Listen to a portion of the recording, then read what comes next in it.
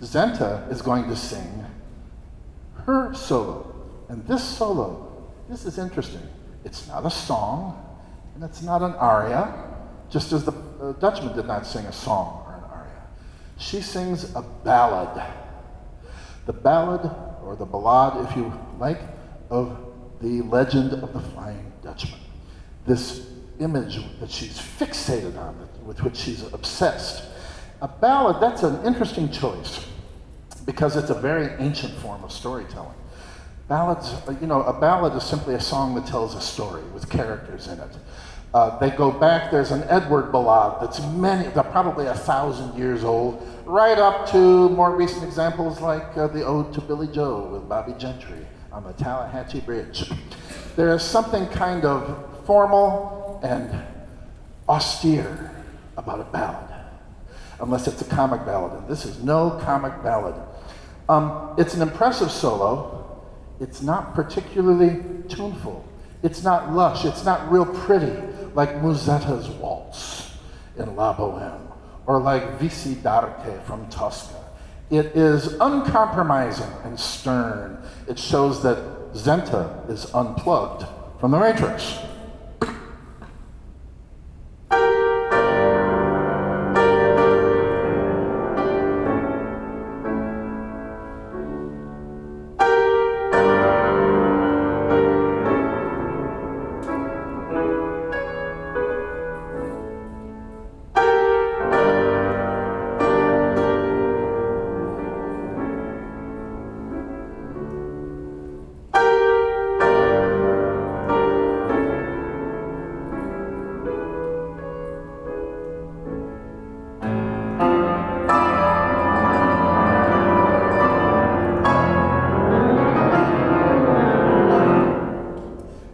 Have those storm-tossed ocean waters of life's meaningless misery that we heard in the Dutchman solo. They are the two people who understand what's really going on in human existence.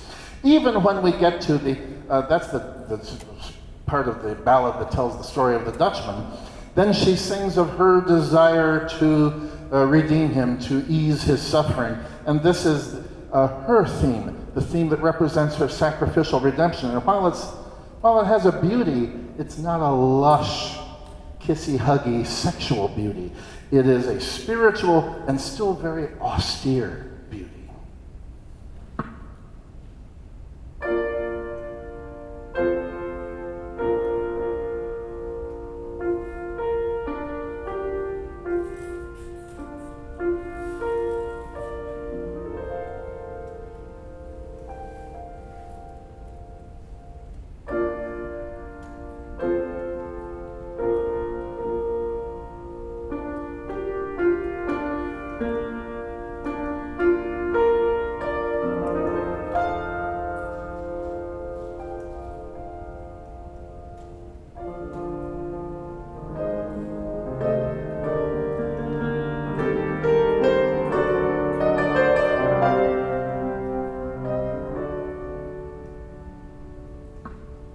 Wagner is done throwing bones to you in the audience.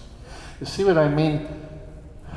That tunefulness of the Maiden's chorus, of the spinning chorus. You can enjoy it. You can sit back and think, hey, I didn't know Wagner had a good melody in him. Hey, I'm enjoying this opera. You can, but you need to be aware of the irony. He's kind of having his cake and eating it too. In fact, you can determine, this is a litmus test. Are you plugged into the Matrix? Do you understand? You see, if you hear that spinning chorus,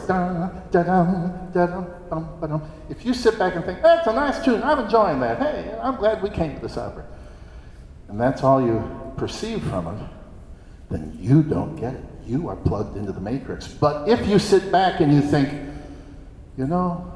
these girls are ninny brains, they don't get it. They are shallow. Oh my gosh, how many times can you sit at a spinning wheel before you go nuts?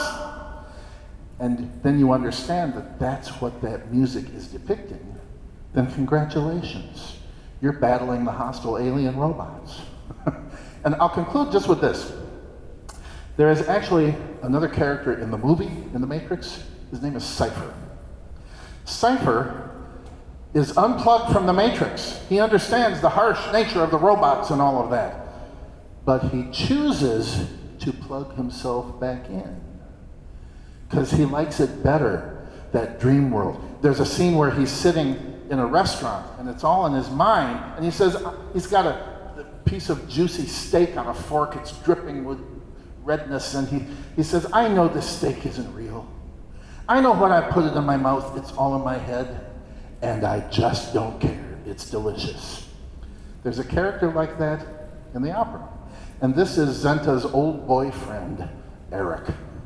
Eric used to take her out every Friday night for a malted milk and a movie show, and lately she doesn't return his text messages because she's gotten kind of weird about the Dutchman. And Eric keeps showing up like a heartbroken puppy dog. Why don't you like me anymore? And Eric tells her, in Act 2, before the Dutchman arrives, he tells her about a dream he had. I dreamt that I saw this pale man out on a boat, and you jumped into the sea, and you were out there with him. And of course, she's excited because to her, this is a premonition that her destiny will come true, and she'll do what she wants, which is relieve the suffering of the Dutchman. So obviously, Eric intuits that there's something else going on, that there's something else besides this dull village life. He has had an intuition that there's another reality out there. So what's his music going to sound like? Will it be the music of the future, or is he just going to sing, come on, don't you just want to be married and have children and be a normal housewife with me? And so this is how his music sounds.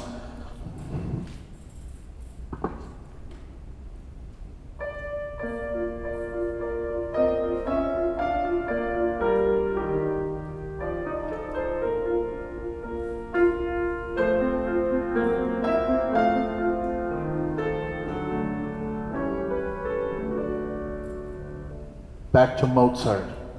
Eric chooses to have that, he chooses the complacent life. That's what he wants, although he suspects the other reality.